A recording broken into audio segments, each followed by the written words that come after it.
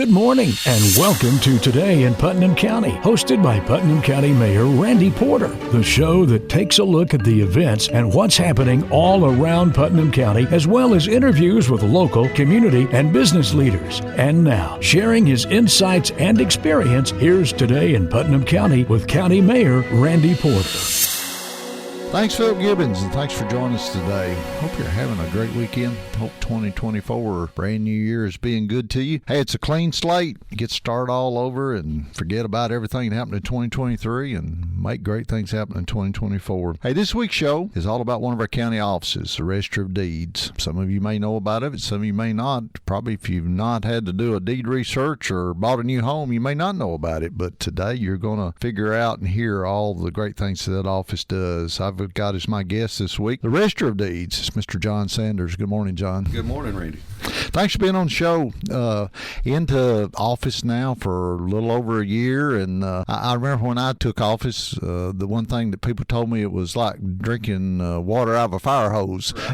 Right. Have you kind of got settled down now? And yeah, starting to settle in a little bit, and it's went fast. The first years went really quick, but we're excited. Well, that's good. We're glad to have you. For folks that may not know, you won election last year, and Mr. Harold Burris, who was there for many years, and his mom, Miss Opal Burris, was there before him for many years, was Register of Deeds. He passed away suddenly, and you ran for the office. What made you want to get into public office? Well, I worked in the Assessor Properties Office for the past 12 years and had been around some of that. And prior to that, I worked for the Putnam County Maintenance Department for a few years. And so working in the Assessor Properties Office, I began there as a field appraiser, and then a couple years later, I became the field staff supervisor, and then most recently, before I left, I was the chief deputy assessor. And so just being involved and being around, I enjoyed it, knew that I enjoyed it. Wasn't really looking to serve in a public office, but with the passing of Mr. Burris, I chose to run for that position and was successful and very, very honored to receive the vote that I did. You did turn out good. But you had to go through a different situation than most people do in an election. You had to go through a caucus. That's very unusual.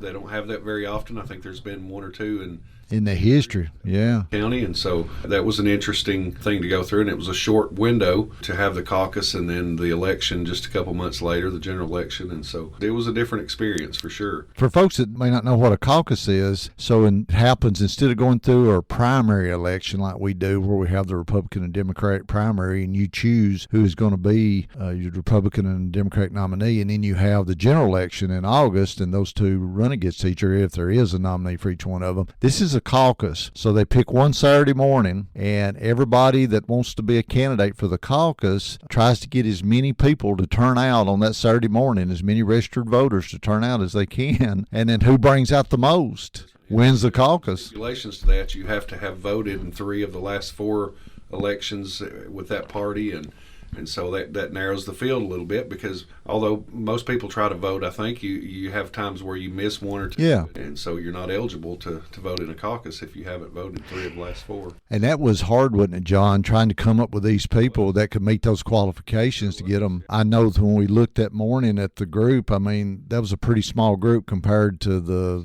40,000 voters that we got. Away when they got there, they thought they'd voted, and they got there to vote, and they couldn't, so they checked that at the door. So, John, with the caucus, you had like 78, I think, or so people that allowed you to be the Republican nominee. And then this being with Mr. Burris passing away suddenly, this was a special circumstances where you actually ran in November instead of August, right? The general election for the other county offices was in August, but there wasn't enough time to put this on the ballot, so they had a special election in November, and so we had to run in that. And there was, what, a total of 3 of you? 3 opponents, in that total of 4 in that election, so in November. Yeah, and you came out the winner of that, and able to win, and was very excited about that, and honored to be able to receive the vote. I always, unless you've ran for public office, you don't know what it's like. It's difficult, isn't it? It's a difficult experience, it is. Going out and trying to canvass the whole county and talk to folks, and it's a tiring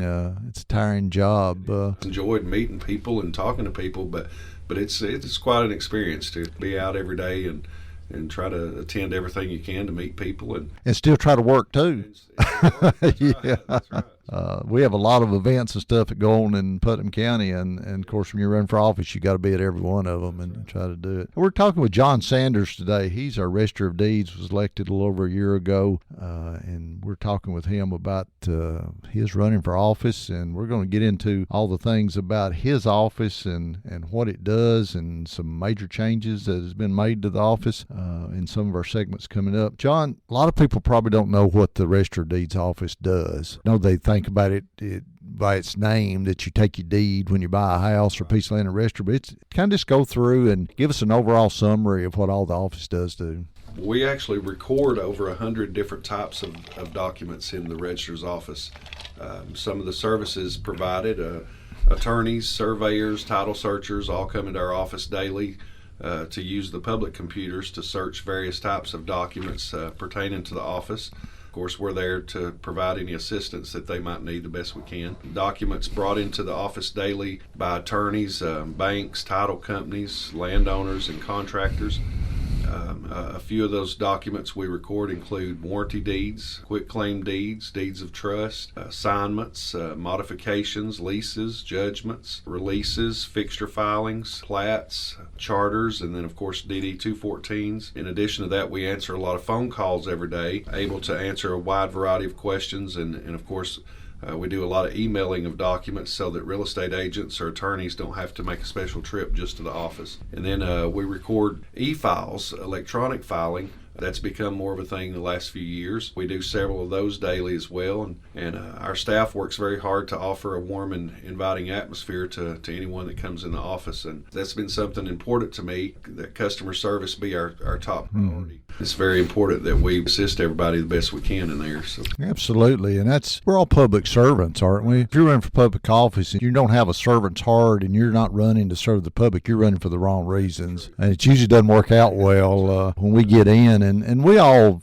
4 offices there in the courthouse, Register of Deeds is one of them, the assessor of property, the trustee, and the county mayor's office all in the courthouse, and we all work good together there, as do most of the elected officials across the counties and cities. But camaraderie in the courthouse has been excellent. Of course, working in the assessor's office previously across the hall, I was friends with the staff in the registrar's office, and so that made the transition a little easier for me. And I enjoy being able to talk to Freddie and Steve and rely on them a lot for things as well as you. So. It makes it good when all the officials get along, doesn't it? Hey, you're listening today. Our guest is the new registrar, Mr. John Sanders. He was elected back in November in a special election after Mr. Harold Burris, who had the office for several years, suddenly passed away. And John's with me this morning talking about the office and all the things that it does. And John, your big thing in the office is recording documents, isn't it? A lot of documents. You're the recorder, and anything that needs to be recorded. And we were given that list earlier of deeds and all these kind of things, but you record those DD 214s for the veterans and everything. So, and it's amazing in your office, all the people that come in a day's time and all the many things that's recorded. And when you came into office, one of the things that you knew that needed to be done and that we had done to the previous offices over the years, the county courthouse is almost 124 years old now. Well built. I mean, it's concrete floors, concrete walls, and concrete ceilings. It is good structure. But it's a 124-year-old building, and your office needed some renovations and stuff, and you made some changes. Tell us about that. It was due for some renovation, and so that was one of the first things we went ahead and done. And special thanks to the Putnam County Maintenance Department and of course to you, Mayor, for helping us with those renovations and remodel. But we were able to make the office entrance more convenient to the public. It's now located directly across the hall from the Assessor of Property's office, which just makes more sense. Yeah. People that come to our office have to do business there as well. It's now much more secure for our employees also. We put some glass up to give them a little shield between people and of course installed some cameras and things to make them a little more secure. And it's made the workflow a lot better since we now have a front counter for all the ladies to sit. Customers aren't unsure of where to go anymore once they're inside our office. It's kind of has a workflow to it. Title searchers have a new room. They're no longer tripping over wires and stuff in the floor, coming out of the floor. Our goal was to make the registrar's office more suitable use of public space for the staff and the attorneys and title searchers, surveyors, and just the general public. Yeah, and you did a good job. It looks great. New flooring, new paint job, and laid out the office, and it did. It had been the way it was for many years, and it was time for a redo, and it looks great. And everybody I've talked to talks about it's made a huge difference. We have a lot of compliments when people come in, and like I said, our maintenance department in Putnam County is excellent. They do a great job. They've done a lot of designing and work with us, and been really good to work with. Yeah, shout out to Daryl Tucker, the director, and those guys. They do a great job and save the county a ton of money. And where we do a lot of these projects ourselves in house, and it's done a great job. And even though that courthouse is 124 years old, it still looks good, doesn't it? It's nice. It's nice. It's a compliment to our county. I think so too. And we have a lot of people come in from other states, and things come through and compliment our facility. Yeah, it's been good. We try to keep it up and looking good. One thing that amazed me, John, about your office is the old books, the old recording books. So Putnam County originally started in 1842 and operated as a county for several years, and then Overton County, Jackson County, some of the other counties, DeKalb didn't like Putnam being formed, and so they filed a lawsuit and had Putnam County disbanded. And so for all those big books and everything went to Jackson County, and we just kind of went away for a while, and then Senator Cook got elected from Double Springs, and of course he's where Cookville came from, and he got the law fixed, and Putnam County then was reorganized in 1854, I believe it was, and back then from the start everything was handwritten. Those books are huge. They are big books. And so you had somebody on a daily basis, when somebody bring in something, it wasn't scanning it or putting it on a computer. They hand wrote that in those books. And it's interesting to look through those books, the writing that's in there, the fancy cursive writing, yeah, that's in those books. And because of the time, the date, some of it's become not as legible. You have to look at it pretty close, but there's a lot of history there, a lot of interesting. Cursive writing was not much anymore. Everybody types on a computer anymore, but back then that was it. And you can go from book to book, and some people wrote better than others, didn't they? I remember we've got the very first book down in the archives that was not for the deeds, but was for the first trial that was held in Putnam County. It was a murder case, and they, instead of having, you had somebody recording the trial, but they were handwriting everything about that trial. It's amazing to go back and read those things. So for years you've had these researchers, folks that would come into your office, they'd have to sit and go back through those old books to do deed research to make sure that the deed was clear, right? That's right. And some of them spend a lot of time in there. There's a lot to look through, and so they've spent a lot of time in there over the years. But you're trying to change that by scanning those books? Yes, well, for the last several years, the employees in the office have been doing some back scanning and trying to get those back scanned and indexed. But with a small staff, it's hard for them to be able to make much headway with that. It's been a slow process. So trying to get them scanned, and the goal is, and you have a company that provide that you put this stuff out on website, and so people, these folks that are looking to do this research can actually do it online with some of the information, but you're trying to get it all on there, right? We want to get it all on there, and we just most recently, the county commission this past year approved for us to be able to spend some funds out of our data process reserve account to hire a company, U.S. Imaging, out of Michigan, to do back scanning, and we're currently working with them to convert all the warranty deed books to digital. Purpose, of course, of the project is to preserve the county's vital records, which do date back to 1854. And although they've been back scanning and indexing these old warranty deed books into the computer system, it's just been too big of a job for just a few employees to handle. So as of now, the deeds are scanned, indexed back to 1960. And so that's slowed down the amount of traffic for researchers to come into the office. It's helped them a lot. That was one of the big things when I was running for election, that I had a lot of them ask me when we would be able to get this done so that, it would make it easier and more accessible. So now this U.S. Imaging, the registrar's office, will have an additional 103 warranty deed books scanned that they've taken and come in and back scan those images and are working on indexing those. Each one of the books, each one of those 103 books have about 600 pages. Wow. And so, of course, that will provide easier access to the deeds for the attorneys and real estate agents, title searchers, and just the general public when they need to research the book. Well, and I guess the goal is at some point is to get everything scanned to where that nobody has to come in and dig through those old books, right? We have besides those books, we still have about 229 additional books that we've been working on in the office. Would love to have all of those because it also preserves our county's history. It does. If something were to ever happen to one of those books, you can't replace it. It's gone. Well, and that's the thing. You get all these folks that are coming in and they're handling the book, and the more you handle it, the more it's going to have wear and tear, and pretty soon it's going to get where it's not legible to where you can read it, right? Before we started this project with U.S. Imaging, I had our county archivist come over and take a look, and he was familiar with the books more than I, and he had looked at those some years ago, and he could tell a big difference in how much more that they had deteriorated over the last few years. Yeah. So. Some of those books, 100 and 150 years old. I mean, it's handwritten. That's what's amazing about it, that we still got those. Hey, we're talking with John Sanders. He is our Register of Deeds this week on the show, and talking about the Register of Deeds office and what it does. And he's newly elected last year, November of last year, and we're going to continue to all of the old books, the recording books that he has in his office, hundreds of them, to where that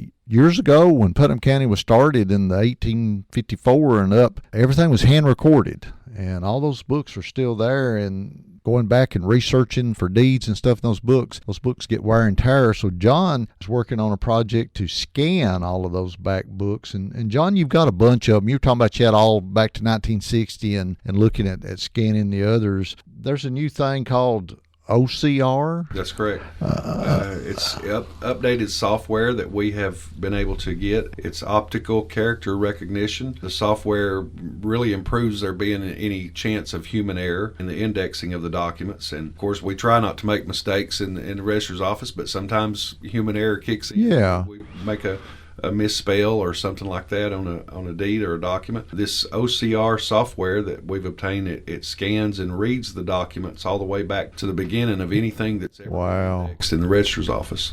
And so you've got all these handwritten books, and as you scan them, you're still just scanning handwritten stuff. So this software goes back and checks everything, keeps there from being errors in the documents. Isn't it amazing how our computer age has brought about all these new technologies and things that we can do? And with the implementation of the OCR, we have the capability of full text searching of every word in every document. Wow. So if you wanted to search Porter or Sanders, we just type that in and it goes back and it searches every one of the documents that you got scanned. That's one of the things that they're still working on implementing with the software. Yeah. It's new to us, and so, but they still have some work to be done on it, but that's the goal, is to have it where it does that. And your end goal, John, is to have all the books scanned, everything online, where that somebody can go on a website and do their research and not ever have to come to the office, right? That's correct. And looking at this at the beginning, we talked to other counties, other registers in other counties, and got some ideas and talked to our software company. And so that's our goal, is to be digital, make it more accessible for people. Is there any counties that are totally digital with every going all the way back? Some of the larger counties have been able to do it. And surprisingly, a few of the counties that's quite a bit smaller than us had gotten ahead of us a little bit on that. So we probably didn't have as many books to scan. That's right. That's correct.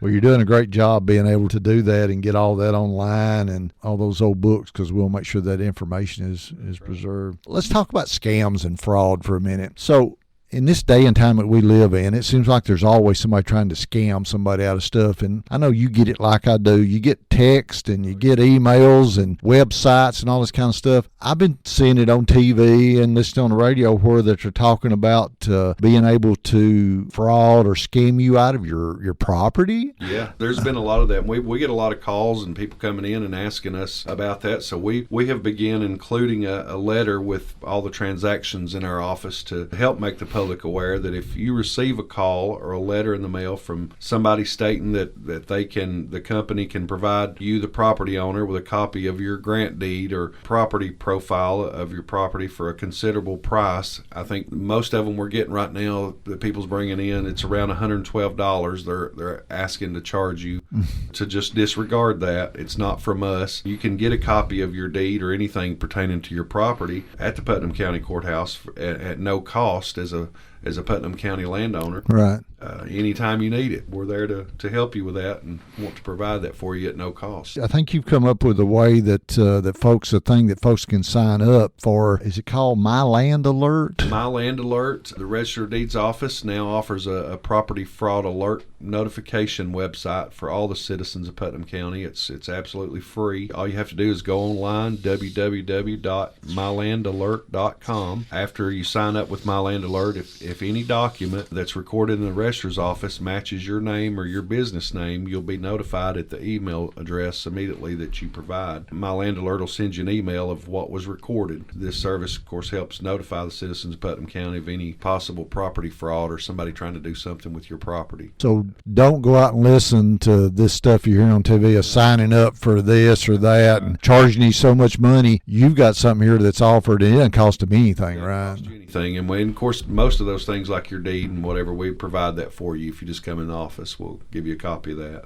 And at any time, if you have any questions or concerns or you're just curious about it, we invite you to call the office or come by 931-526-7101, and our staff will be glad to help you with it. Yeah, so folks, don't I see those ads all the time for protecting your property and signing up and paying so many dollars a year, and it is a problem with fraud and scams and people trying to do stuff, but you can sign up for this My Land Alert for free. It doesn't cost you anything if you're a resident of Putnam County, and it will notify you should anybody try to do anything before it ever gets too far. So you got the state legislature is working on. They've passed legislation to make this punishable by law. There's an ongoing investigation in the matter at the state level, and we're working together with them to help protect our citizens from being taken advantage of. That's right. We don't want to see anybody that gets scammed out of something. And folks, just remember, there's all kinds of scams out there. We had one recently where that they were calling people and telling them they were with the sheriff's office or one of the judge's office, that they had missed jury duty, and if they would meet them in the parking lot of a certain location and bring them so many dollars or so many